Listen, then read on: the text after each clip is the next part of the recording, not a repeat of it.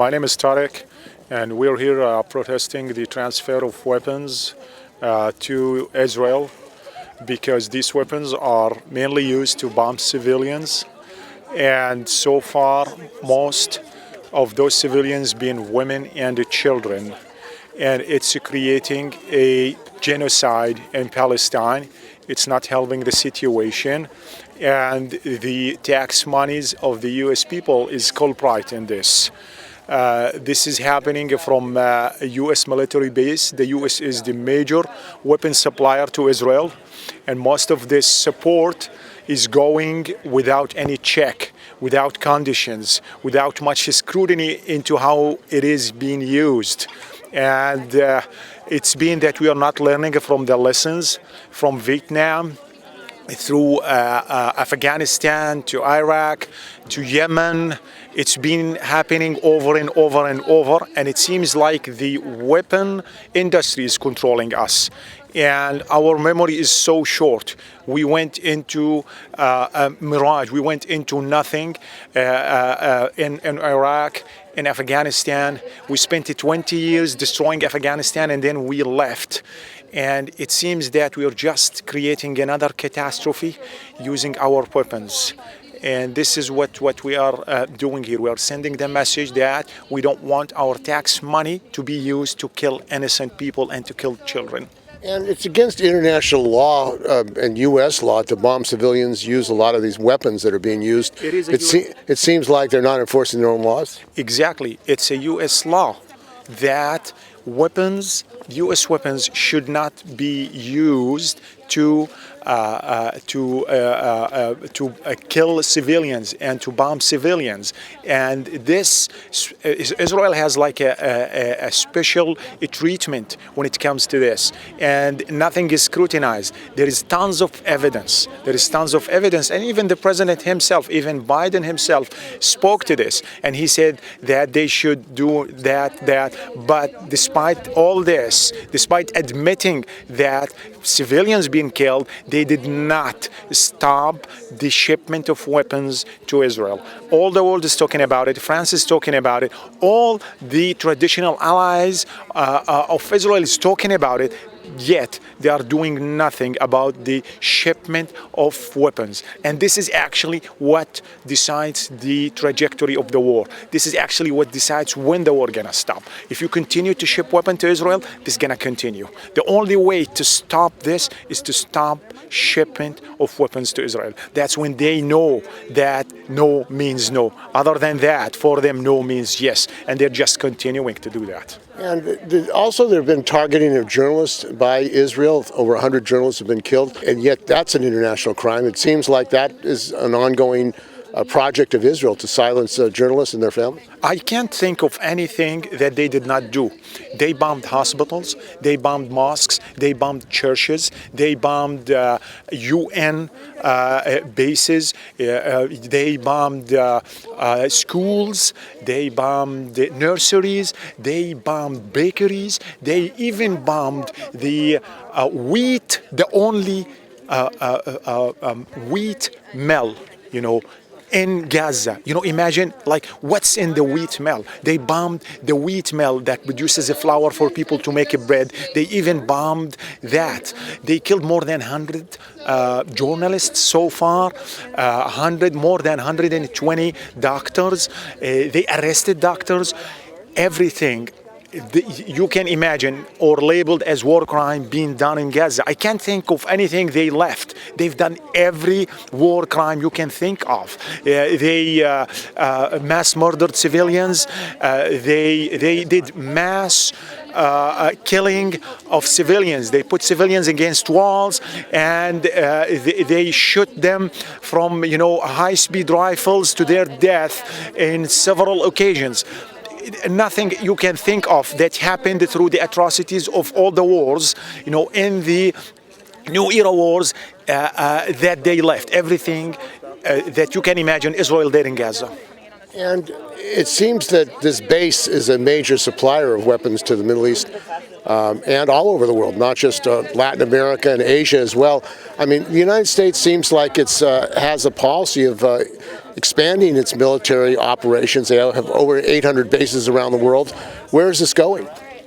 Well, it's going into the pockets of the rich makers of war and the weapon industry. This is where it is. Well, they don't care where the world is going. What they care is where the money is going, and as long as it's going into their pockets, then they are going to support this. And the thing is that it's not a secret. You know, they are public about it. They are public about Travis base here, and they put it on the social media, and they are very proud that they are sending weapons to Gaza, and they are proud that they are sending weapons different places around the world, and despite all the evidence, all the hard evidence that been collected about how it's being used, they're still proud about it, and they don't hide it.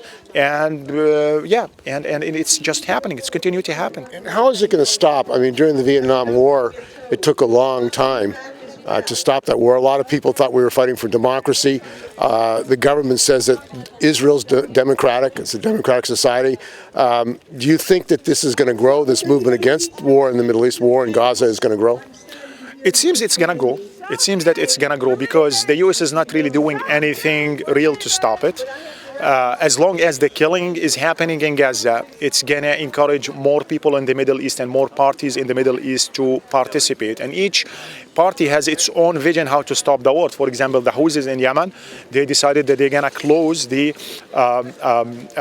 sail routes through the Red Sea.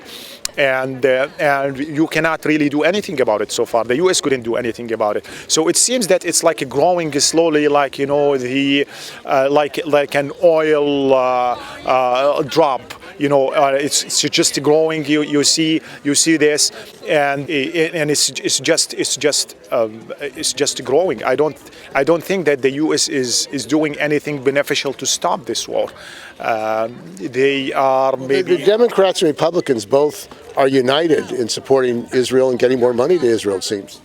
Yes, they are. They are, and this is what we are seeing. And back to your question, when comparing to Vietnam War, when this gonna stop? I think it's not about time. It's about when the public will wake up, and when these kind of protests will grow up to the level that it's out loud enough, and it's disrupting these functions of shipments and coming to the ears of all the people who are working on this, and bringing their awareness up to realize what's happening. I think if we didn't raise the awareness and the level of involvement of the U.S. public to the level that happened during the Vietnam War, I think we will still see more atrocities being committed using our monies and in our name. Exterminate! Israel is an apartheid state! Israel is an apartheid state!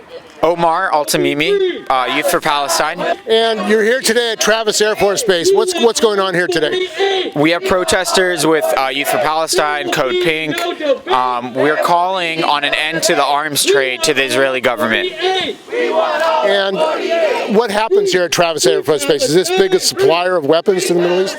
Yes, so currently the largest supplier nationwide of military aid is the Travis Air Force Base. More military aid gets sent out of this Air Force Base than anywhere else in the country. And so that's why we came here. To make sure that we're calling on the end of the aid, because you have the largest exportation of weapons to the Israeli government coming from here, and we've seen what that's done in the past 2 months. We see the decimation of lives. We see the what's being called an ongoing genocide by genocide experts, and we're calling for an end here at the source of it all. Are you surprised that the United States, Biden, has allowed Israel, they've given more arms to Israel to commit this kind of atrocities and massacres that are going on? You know, unfortunately not. I'm not surprised. You know, I think if you look at Biden's track history, even back when he was a congressperson, I think what's the scary part is, and the unexpected part, is just how much the American people have been ignored. You look at polls, you look everywhere, cities one by one are passing resolutions calling for ceasefire because congressmen fail to. And this is just another step in calling for the Congress people to pass a ceasefire resolution, or not even that, to call for a ceasefire. It doesn't matter whether it comes through a resolution or through the administration itself. the elected officials right now have to listen to the American people. And it seems the Democrats and Republicans are united to continue this. There's no political alternative in the United States, upcoming election 2024. What do you think about that whole political situation in the United States? I think President Biden has sealed his fate, honestly. You're right. There is no division amongst the voters. I think both Republicans and Democrats poll over 70%, or close to 70%, with regards to how many of them want to call for a ceasefire. And to see the elected officials not even respond to that, or not even acknowledge that in their votes, in their statements, I think in November there will be a change. And I won't be shocked if the president were to lose the November election, because we already are hearing of campaigns aimed at just removing him. How long do you think this war is going to go on? Israel says for months they're going to continue this. Yeah. I think within Gaza itself, there's not much more that they can decimate. There's not many more people that they can kill unless they totally wipe out the 2 million. What I think is likely to happen, and what I think we're seeing is regional escalation. Yemen is getting dragged in. Iran has been thrown into the news cycle more and more and villainized. And frankly, these are preceptors to war, to a larger war in the region. And I think that's what we're trying to call for an end of. And I mean, the United States has been involved in wars since the American invasion of Philippines, Cuba. It seems like it's a history of wars abroad that the United States is involved in. What's going to end it? It's a great question. What ends war? I think what ends it is I think we have this really polarized world right now. It's not just American politics. It's funny. I was looking at Ian Bremmer, who does worldwide kind of political commentary, talked about America as being one of the more unstable countries and most polarized countries. And I think that's what drives us to war. It's an easy solution for us to, I think, reset and focus on the issues. But the cost and the toll of war is something that isn't often considered. Somebody's making a lot of money off the war, isn't it? I think people are already profiting, and that's the scary part. And that's the part of the evil industry that is the war industry. We as Americans, our taxes, one thing our taxes go to is war spending. It's our defense budget, and I think that's trillions of dollars. Yes, every year. Yeah. And we send $3.8 billion in military aid to Israel. If you look at the Housing and Urban Development Department, their whole year-to-year budget is $3.7 million. So we actually export more to one country in military aid than we do to address homelessness and our housing crisis here in the United States. Yeah. Isn't that the nature of imperialism? I would say so. Yeah, I think so. Imperialism, you get countries and leaders get into this paranoid state where all they think of is how do we maintain our power, and everyone's an enemy to them. And I think that's the state America finds itself in. Not many people are happy with the American government right now. There's not many governments who have the audacity to stand in front of the United Nations and continuously veto a resolution time and time again, and be the only country to do so. And I think that's what, that speaks to the moment, really, and where America stands on the world stage, and just how much we've fallen as a country, I think. I mean, you have homeless all over the country. Yeah. People can't get health care. I understand in Israel they have national health care. Everyone's covered by health care in Israel, but in this country people can't get health care. Not just that, free education, free health care. Most people actually, in the West Bank, the settlers there are subsidized. And yeah, student loans are at an all-time high. We're talking about defaulting on our student loans here, but we're paying for student loans for people abroad. We're paying for healthcare for people abroad. Our healthcare system doesn't even compete with some of the healthcare systems out there. And I think it proves time and time again that, it's been a long time since America was number one, both as a priority for our leadership and in terms of what we produce and how we care for the people here. Well, I mean, this war budget of the United States, trillions of dollars, it seems like like there's unity of both Democrats and Republicans to continue the war budget. You're right. There's no difference. I think the problem is how we label it. We call it defense, and I think for people, it's a common sense thing. Yeah, I want to feel safe, and that's why there's always this, blanket passing of legislation that continues to aid the war machine here. And focus on What's going to stop it? Do you think this rally and others are going to stop it? Or do you think people are going to wake up and say no more war? I think it's one step in that direction. It's a small step. We think of these rallies and just how much change is actually affected from them. They send a very strong message, but we need more, especially considering just how much the people of Gaza are suffering now. Rallies aren't, we need action from our leaders, and rallies, we can do rallies time and time again, but the issue is how much change we can affect. And what future do the Palestinian people have if this thing continues? I'll say the Palestinian people have always been resilient and have always, stood their ground. But despite saying that, what we're seeing in Gaza is unprecedented. I don't know what rebuilding looks like. It's going to take massive investment. And to rebuild for the people of Gaza right now, that's the first priority. But after that, there has to be a process towards peace. Do you think there are plans by Israel to take over Gaza and build condos and get the beaches and that kind of thing? It seems like there are people, speculators, who would like to do that. Without a doubt. You even see soldiers who are stationed in Gaza celebrating the fact that they're there, and they're joking about creating resorts on the beach of Gaza and so on. And so it's definitely there. The politicians say it on the newsreels. Times of Israel goes and posts this stuff as well, and Haaretz. And so it's not just propaganda. These are their own publications, publishing this kind of information. And so it's widespread. They already plan on occupying Gaza, but I think that the U.S. government and other governments, they say that they won't allow that. But what truly happens, we'll see. My name is Angela Marino. And what's going on here today? Right now, people have seen what the state is capable of doing. And mothers, family members, people who care, who have an ounce of humanity in the face of it, have decided to come out from 4:30 this morning and stand here to block the entrances to this base where they're producing exactly the arms that are dropping on human beings who are our family members, who are our loved ones. And so we are here to say no.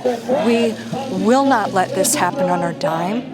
We're not going to continue to let this kind of slaughter exist. And we're going to fight like hell to the end to make sure that this doesn't happen.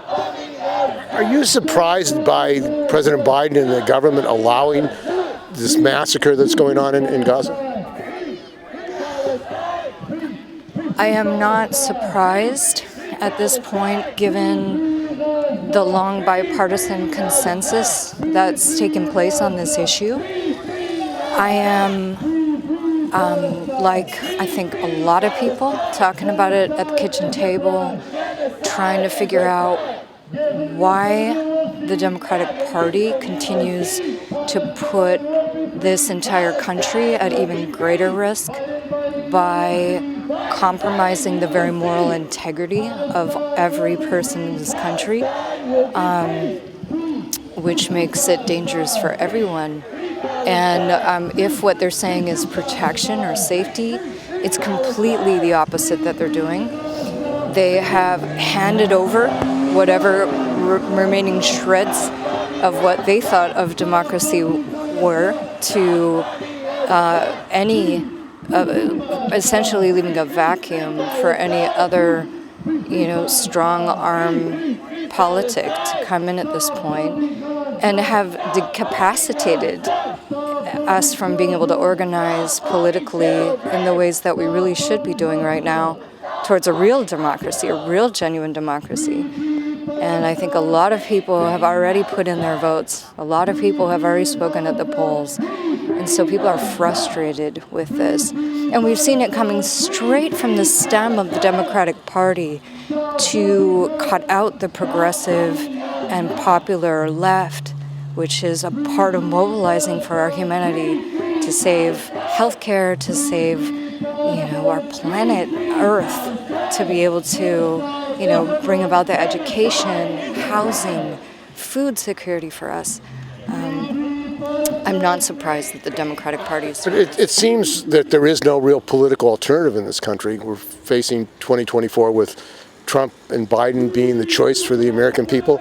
It seems to be a political vacuum in this country of any kind of political alternative for people who are against war, people who are against the corporate control of the government.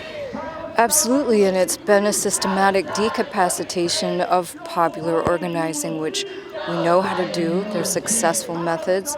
There are people who've been trying to do it for decades and decades, and they've been pushed out at every single movement. And that's what we're seeing is the cumulative effect of a system of repression that is at its climax point, that people need to step into this space now, demand that we have a participatory democracy in a genuine way, and call out the lie that's being put forward by really what's the operation of a terror state.